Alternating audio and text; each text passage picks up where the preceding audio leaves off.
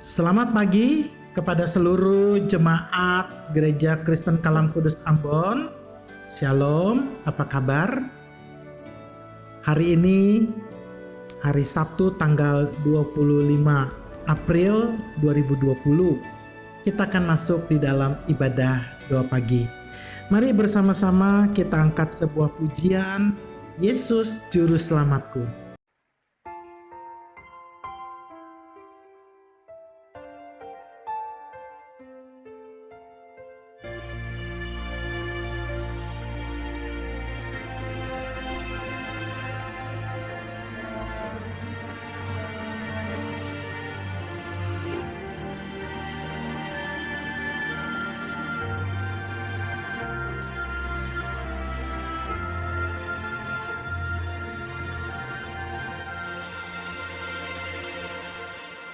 Walau ku harus berjalan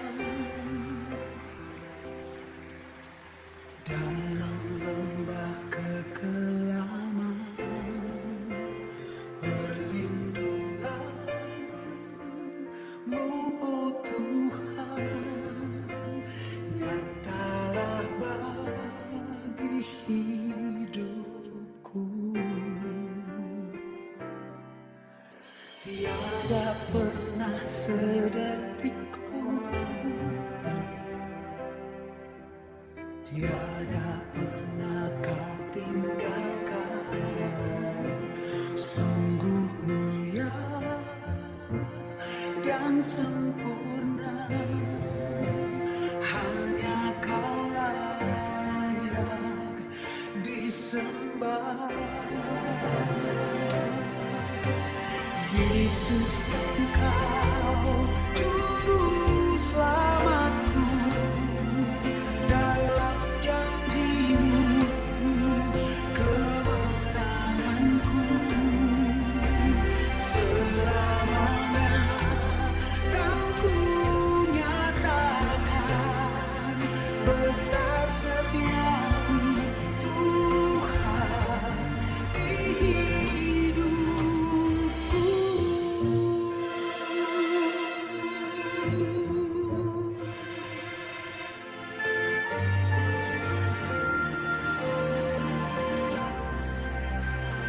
Katakan walau ku harus berjalan dalam lembah kekelaman, perlindungan-Mu, oh Tuhan, nyatalah bagi hidupku.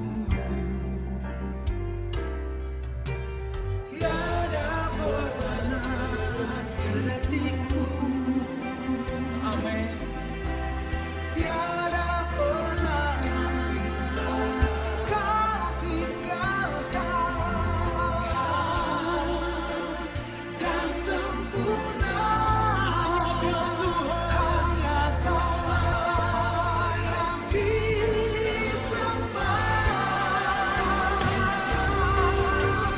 Yesus, Engkau Juru Selamatku, dalam janji-Mu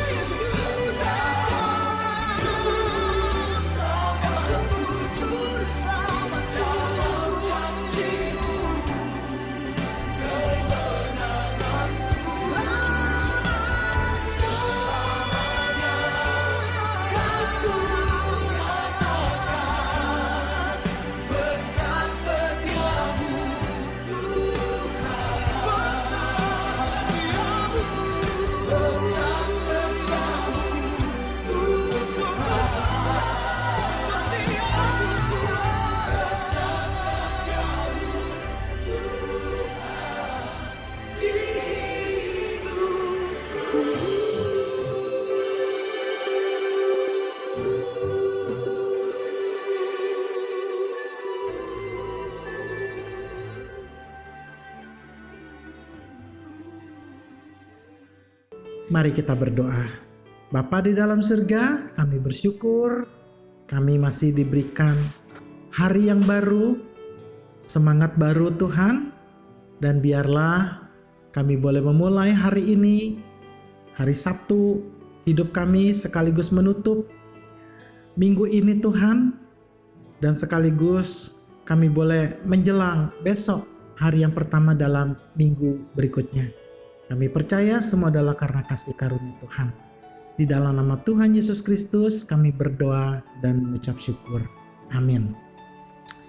Baik, mari kita bersama-sama angkat sebuah pujian, You Raise Me Up, Kau angkatku ke atas gunung batu.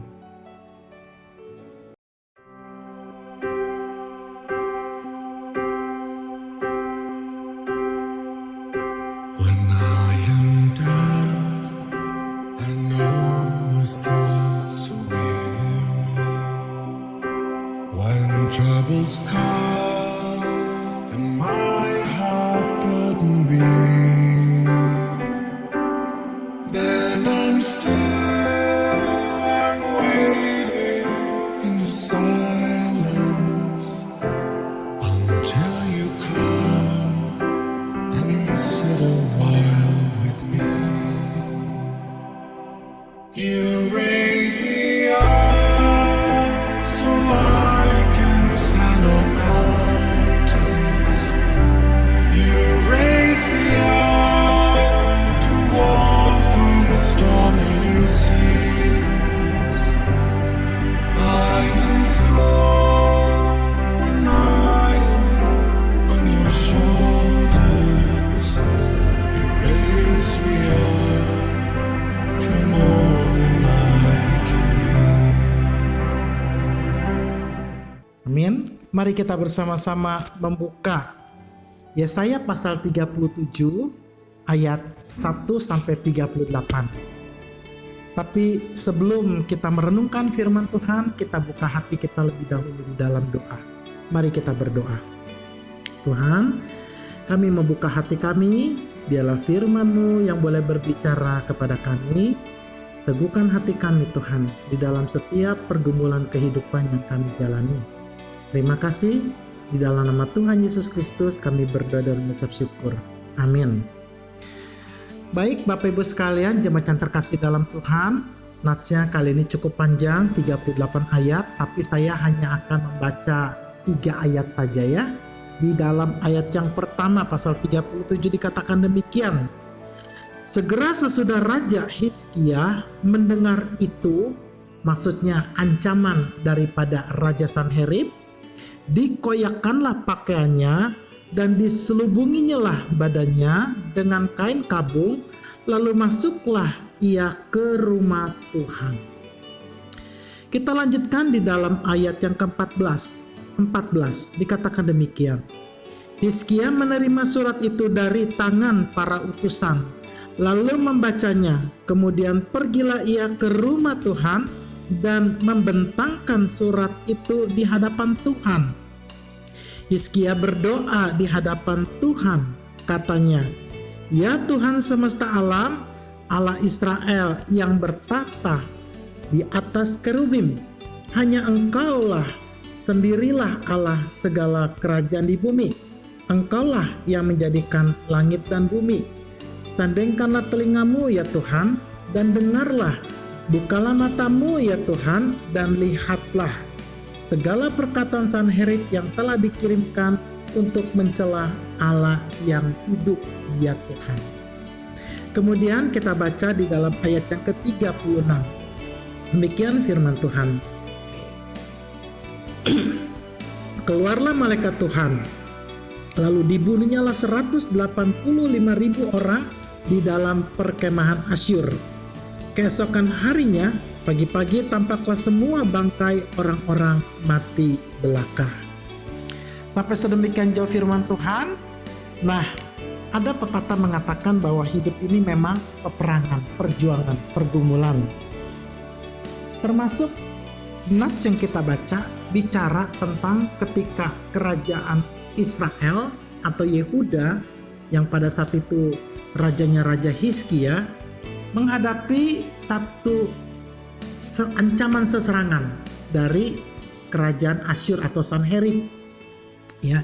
Nah, dari Mazmur Yesaya 37 ini kita tuh paling tidak bisa dapatkan 3 hal yang boleh menjadi satu pelajaran hidup kita buat hari ini. Hal yang pertama adalah bagaimana kalau kita menghadapi intimidasi. Nah, kita lihat bagaimana ketika Raja Hizkia menghadapi satu serangan, tekanan secara mental, diintimidasi. Ya memang kalau secara logika Hizkia tahu dia tidak akan bisa menang melawan Raja Sanherib. Tetapi yang kedua dikatakan yang unik, Raja Hizkia itu punya sesuatu. Apa itu? Intimasi. Intimasi artinya satu keakraban, satu kedekatan, relasi dengan Tuhan. Jadi ketika Raja Hizkia waktu mendapatkan intimidasi yang membuat dia merasa tertekan, merasa gelisah, bahkan juga merasakan stres yang luar biasa. Tapi kemudian dengan intimidasi dia menemukan jalan keluar. Apa yang dilakukan untuk intimasinya itu? Ya, yaitu dia membawa surat yang ditulis oleh raja dan dibawa utusan, dan surat itu berisi penghinaan kepada Allah yang hidup, Allah Yehuda, Allah Israel. Lalu kemudian oleh Raja Hizkia itu dibawa ke bait Allah, lalu dibentangkan di depan Ruang Maha Suci, seakan-akan Raja Hizkia berkata, Tuhan, ini loh pergumulan, ini ketakutan saya, ini trauma saya, dan ini Tuhan kau tahu sendiri bagaimana surat ini ditulis untuk mencela engkau, menghina engkau Allah yang hidup. Jadi kita lihat ini sesuatu yang luar biasa, satu keteladanan ya. Ketika tekanan itu makin kuat, justru Hizkia intimasinya makin kuat dengan Tuhan. Dan yang ketiga akhirnya setelah ada intimidasi, ada intimasi, berikutnya adalah in God protection. Artinya Tuhan sendiri yang bertindak.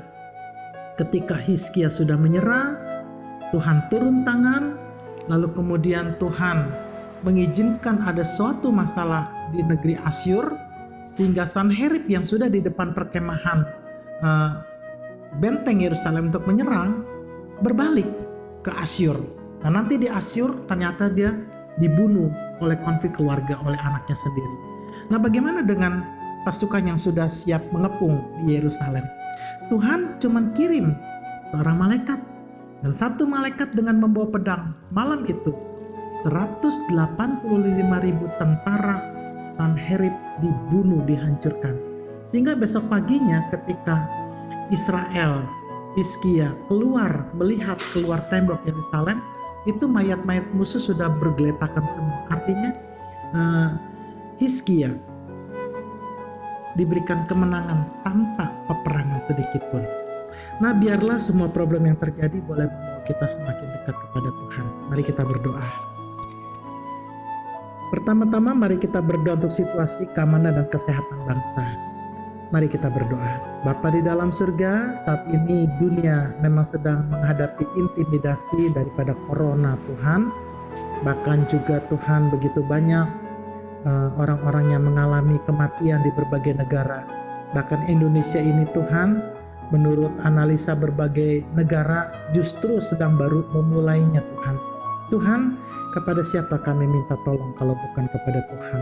Biarlah belas kasihan-Mu Tuhan menolong bangsa kami, khususnya Tuhan, supaya dapat mampu menyelesaikan masalah corona ini Tuhan. Terima kasih, dalam nama Tuhan Yesus kami berdoa. Amin. Mari kita doakan untuk depresi ekonomi yang kemungkinan akan muncul setelah wabah corona. Mari kita berdoa. Bapa di dalam surga, sudah begitu banyak perusahaan-perusahaan di Pulau Jawa yang mulai mem-PHK-kan karyawannya Tuhan.